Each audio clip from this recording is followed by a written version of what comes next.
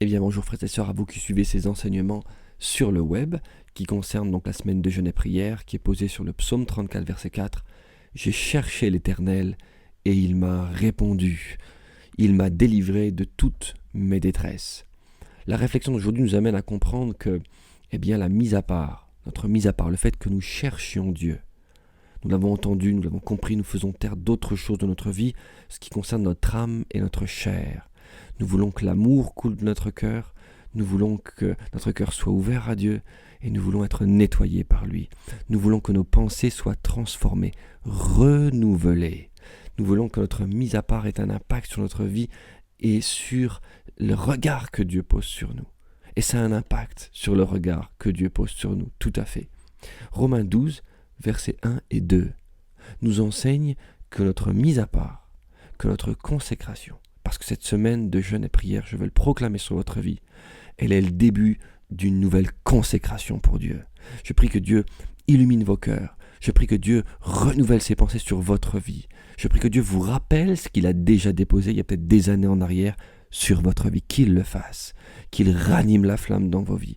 Parce que la consécration retourne et ouvre les sentiers de votre vie. Peut-être que l'adversaire a voulu boucher, encombrer de choses. Je proclame que ces sentiers s'ouvrent maintenant sur votre vie si vous gardez les yeux fixés sur Jésus. Paul nous enseigne que notre consécration tout entière, c'est là notre offrande pour lui, pour Dieu. Et que cette offrande est le culte qui lui est agréable. Je vous lis Romains 12, verset 1. « Je vous demande donc, frères, à cause de la bonté que Dieu vous a témoignée, de lui consacrer votre être tout entier, que votre corps, vos forces, toutes vos facultés soient mis à disposition comme une offrande vivante, sainte et qui plaise à Dieu. » C'est là le culte spirituel qui a un sens, un culte logique conforme à ce que la raison vous demande. Nous sommes appelés, frères et sœurs, à brûler d'un feu nouveau pour lui. Nous sommes appelés à être renouvelés dans nos pensées. Le verset 2 dira « Ne vous coulez pas simplement dans le moule de tout le monde, ne conformez pas votre vie aux principes qui régissent le siècle présent. » Nous sommes ici exactement dans la volonté du jeûne. Seigneur, je veux cesser de nourrir ma chair avec les choses de ce monde. Je veux cesser de nourrir ma chair même dans l'alimentation. Je veux cesser de nourrir ma chair avec des habitudes, des Facebook, des notifications, des conversations. Je veux que tu me purifies, Seigneur. Je veux me mettre à part pour toi. Eh bien, il est écrit, ne copiez pas les modes et les habitudes du jour. Laissez-vous plutôt entièrement transformer par le renouvellement de votre mentalité. Et je crois et je proclame que le jeûne commence aussi le renouvellement des mentalités. Adoptez une attitude intérieure différente. Donnez à vos pensées une nouvelle orientation afin de pouvoir discerner ce que Dieu veut de vous. Je proclame que dans cette semaine de jeûne et dans les temps qui viennent, vous allez discerner ce que Dieu veut de vous. Ainsi, vous serez capable de reconnaître ce qui est bon à ses yeux, ce qui lui plaît et qui vous conduit à une réelle maturité.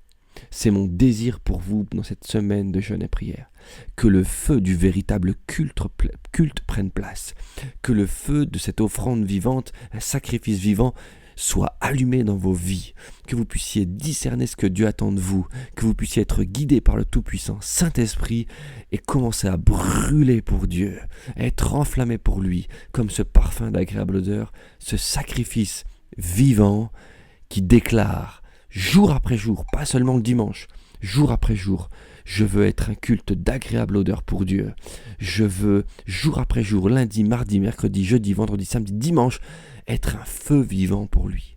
Alors, spirituellement, c'est-à-dire dans le monde le plus réel. Je rappelle que le monde spirituel est le monde le plus réel. Alors spirituellement, vous serez un parfum d'agréable odeur pour Dieu tous les jours et vous ferez fuir Satan parce que Satan ne supporte pas celui qui se tient debout devant l'Éternel, étant un culte agréable pour Dieu. Pensez à cela, méditez cela, prenez la décision de laisser vos pensées être guidées par Dieu. Prenez la décision de donner toutes vos forces, vos facultés pour le Dieu vivant et que le culte qui est agréable à Dieu prenne place dans vos vies. Que Dieu vous bénisse.